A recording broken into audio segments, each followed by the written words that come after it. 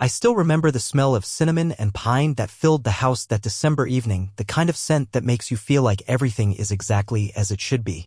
But that feeling shattered the moment I heard her voice. It wasn't the words at first. It was the tone. Sweet? Overly sweet? Like the voice you use when trying to sell someone a lie they desperately want to believe. I had just come home early from a late shift, an early Christmas gift to myself, carrying 2 brand new gaming consoles I'd snagged for the kids. I remember climbing the stairs slowly, trying not to wake them. My plan was simple: hide the presents in the closet, grab a drink, and fall asleep on the couch watching whatever was left of a basketball game. But fate had other plans. Just outside my son's bedroom, I heard her say it.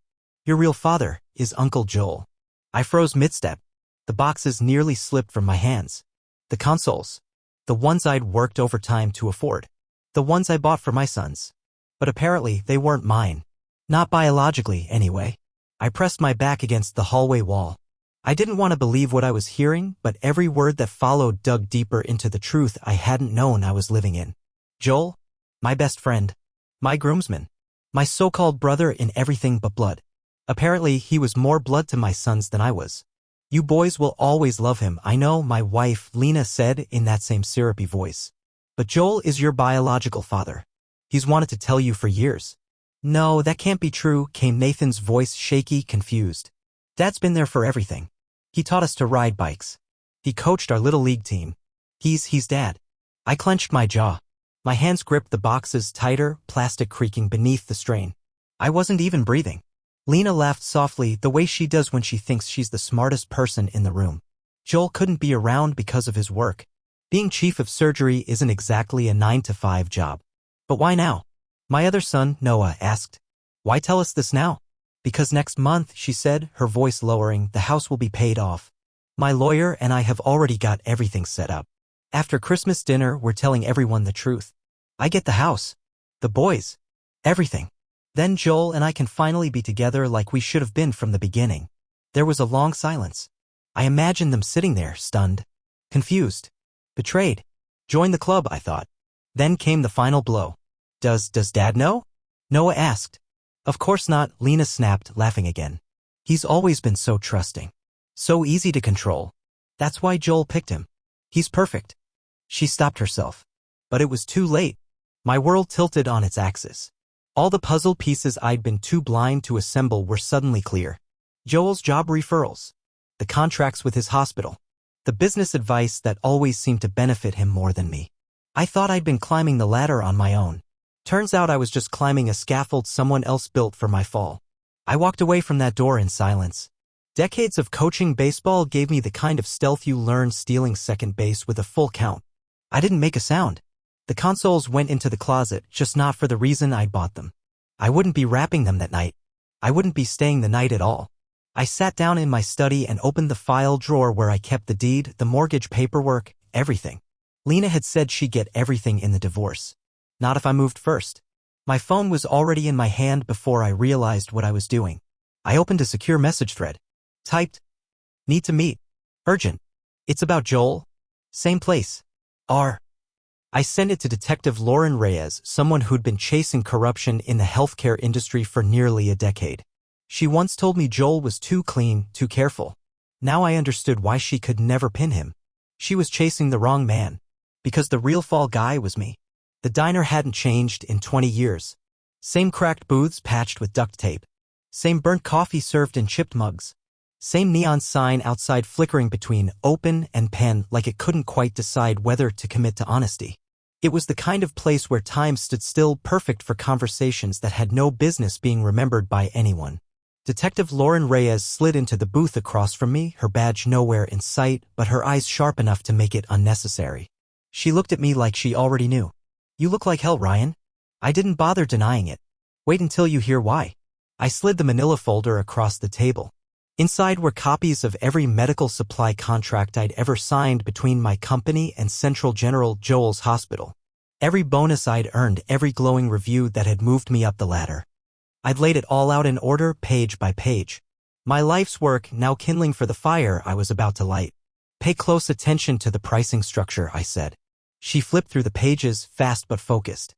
Her years in internal affairs made her immune to panic, but I caught the tightening in her jaw. These are inflated by 40 to 60%, she said flatly. I always thought it was just the cost of doing business. Healthcare's a racket, right? But it wasn't. Not entirely. Joel set it all up. Every step. And I signed every paper. With a smile. Lauren leaned back in the booth, her eyes narrowing. You were the front. I nodded. A good one. Clean background. Devoted husband. Family man. Little league coach. I checked every box. No one ever thought to look at Joel. That was the plan. She slid the folder back toward me. We've been trying to bring him down for years, but every paper trail ended with you. No one believed you were dirty. But you signed everything. That was enough to cast doubt. I looked out the window. The neon sign bled red light into the puddles in the parking lot. Lena's planning to tell the boys everything on Christmas. Announce the truth. That Joel is their real father. That she's leaving me. She thinks she'll walk away with the house, the kids, everything. Lauren sipped her coffee and grimaced. We could arrest them now. Between what you just gave me and what we already have. No, I shook my head. They spent 13 years laying this trap. Calculated every move. Every holiday. Every contract. Every smile.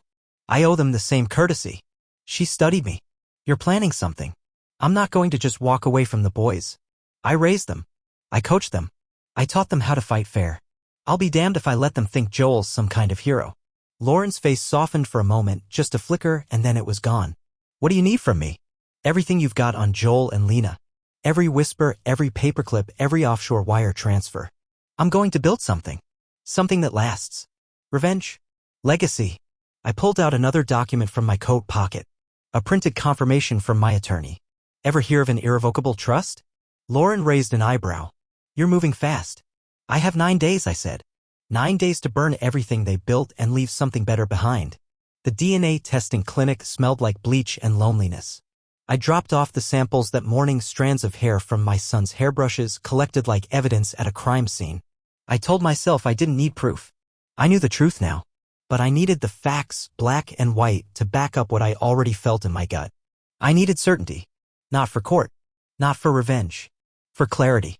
Results should be ready within 48 hours, the technician told me with a polite smile that didn't touch her eyes. I nodded and left. Outside, I took a breath I hadn't realized I was holding. Then I got to work. Lena's email password had been the same for years. Our wedding anniversary. I cracked it in seconds. Inside, I found everything. 13 years worth of emails between her and Joel. Plans. Numbers. Strategies. The entire betrayal wasn't a fluke. It wasn't passion. It was business. Cold, strategic, calculated betrayal. Joel had orchestrated our meeting. Lena had been the perfect candidate, ambitious, charming, beautiful, and just pregnant enough for plausible deniability. They needed someone with a clean record, a family-first reputation. Someone too trusting to suspect anything. I was the perfect fit. He's desperate to be a good father, Lena had written in one of the earliest emails. It's almost sad. He'll never see it coming. Joel's reply? That's exactly why he's perfect. We just need his name on the paperwork. I sat in silence, the screen glowing cold blue in the dark study. They built an empire on my back. Every deal, every bonus, every accidental suggestion Joel ever made about which supplier to use, it was all part of the plan. And if the house of cards collapsed, I was the one buried under the rubble. But they'd made one mistake. They gave me the boys. Whatever the blood test would say, those two were mine. I taught them how to throw a fastball, how to fix a leaky sink, how to apologize when you were wrong and stand your ground when you were right. They didn't just carry my name. They carried my values. That night, as snow started to fall outside the windows, I got a call from Lauren. Trust paperwork's ready, she said. And Rebecca wants to meet. Joel's wife. I hadn't seen her in almost 2 years. Elegant, polished, soft-spoken, the perfect surgeon's wife. Tennis, charity galas, cocktail hours. She'd always seemed the picture of composure. So when she asked to meet in a law library after hours, I knew something had changed. Rebecca looked different. Still graceful, still poised, but there was something behind her eyes now. A hardness. A fire. I've been collecting evidence for 3 years, she said without preamble. Bank statements. Shipping manifests. Emails. You're not the only one they lied to. She slid a USB drive across the table. Why now? I asked. Her fingers curled tightly around her coffee cup. Because 13 years ago, Joel and Lena didn't just lie to you. They lied to me. They made your boys pawns in their scheme. And I may not have children of my own, but I've watched you raise them. You're more of a father than Joel could ever pretend to be. She reached into her designer handbag and pulled out another folder. And because Joel took that from me too. I blinked. What do you mean? During our first year of marriage, I had a surgery. Joel said it was routine. Minor. But 3 years ago, I discovered the truth. He'd sterilized me. Deliberately. He didn't want kids complicating his plans. The rage in her voice was icy focused. Not anger for attention, but for precision. I've been playing the long game, she said. They're planning to destroy you at Christmas. Let's destroy them first. I didn't sleep the night before Christmas Eve. Instead, I worked. The house was quiet. Lena had already gone to bed, humming to herself as she climbed the stairs. She thought she'd won. That she was days away from unveiling her grand plan to tear my life apart in front of our friends and family. What she didn't know was that every move she'd made had already been anticipated, documented, and quietly dismantled. I spent the night in the study, writing letters, recording videos, teaching lessons I might not get to deliver in person. The boys thought I was just acting strange, distant, distracted. But they were old enough to suspect something. They were watching me carefully now. And I had 9 days' worth of lessons to give them, lessons about the world that had nothing to do with textbooks or sports. Lessons about how to survive betrayal. About how to tell truth from manipulation. About how to choose character over comfort and justice over silence. Every envelope, every file, every backup drive had its place. I labeled them, stacked them, stored them with care. The study looked more like a war room than a family office. The next day, I taught the boys how to change a tire. They didn't question why. They just listened. Everything works because someone understands how it's put together, I told them. Whether it's a car, a business, or a life. If you understand the parts, you can fix the system. Or break it. They nodded, focused. We spent the day working on small projects around the house, fixing leaky faucets, adjusting circuit breakers, reviewing utility bills and budgets. Noah took detailed notes like he was studying for finals. Nathan asked the kind of questions that told me he wasn't just curious, he was trying to understand something bigger. That night, as Lena took a long call in the other room, likely with Joel, probably rehearsing their Christmas performance, the boys pulled me aside. We heard her last night, Nathan said. I didn't react. She was talking to Uncle Joel, Noah added. She thinks we'll be moving in with him soon.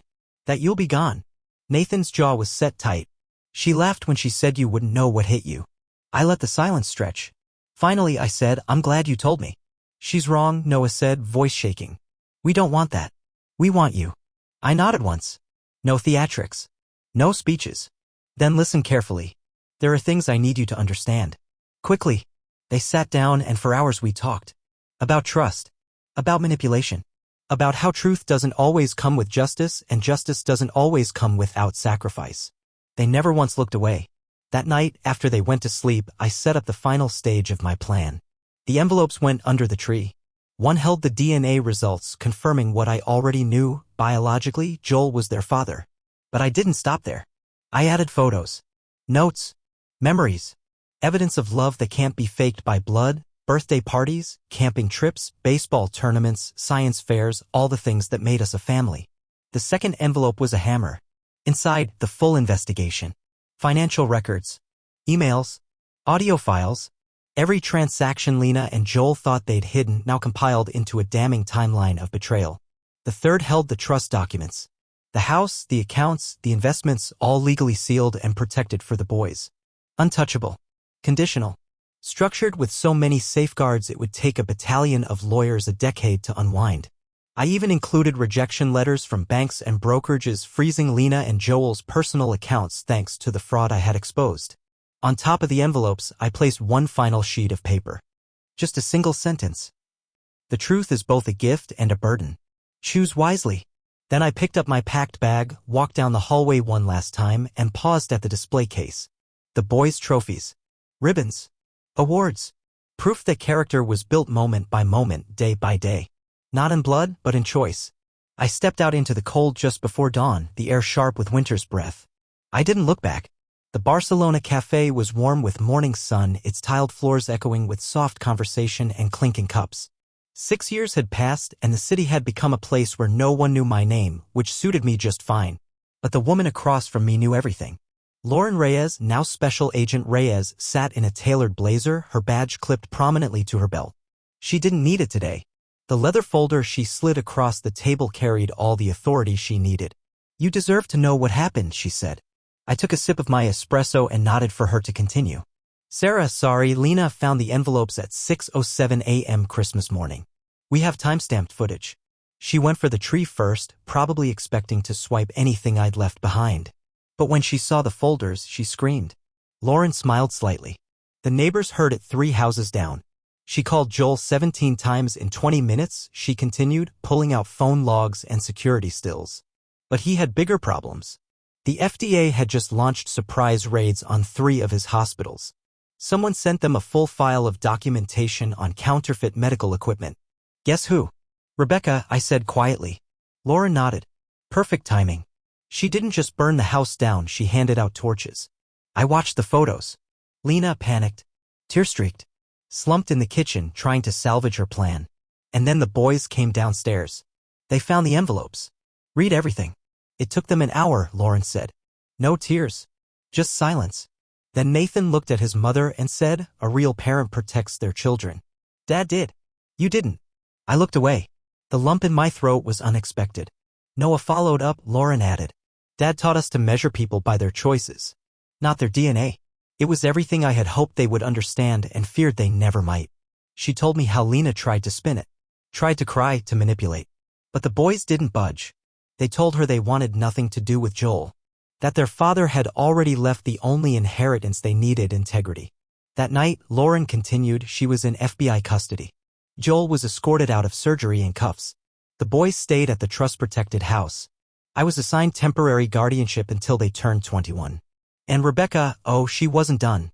Lauren laid out newspaper clippings like war trophies.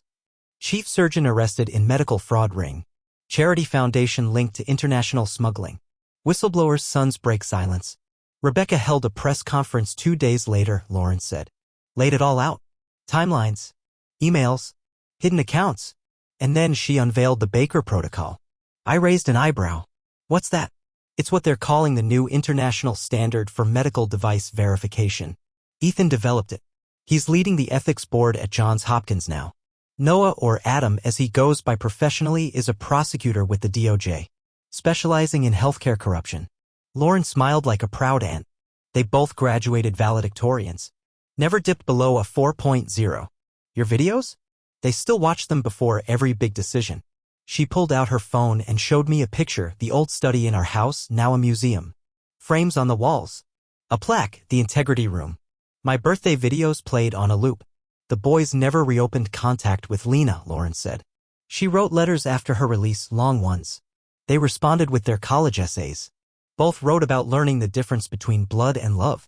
I nodded slowly, taking it in. And Joel? Still in prison.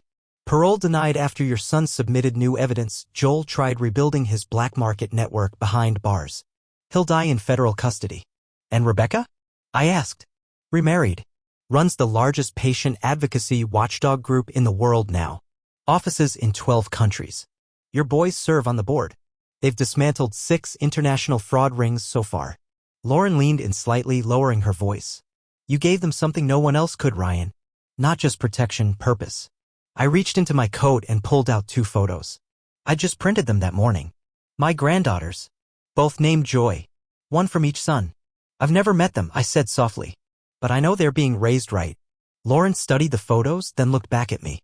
You may have lost your family that Christmas morning, she said, but you gave your sons the only inheritance that ever mattered, a name defined by integrity. They chose to carry that forward. I let the silence settle between us. The noise of the cafe, the life beyond it, all faded into a quiet peace. Because in the end, this wasn't just a story of betrayal. It was a story of survival. Of principle. Of choosing truth even when it meant walking away.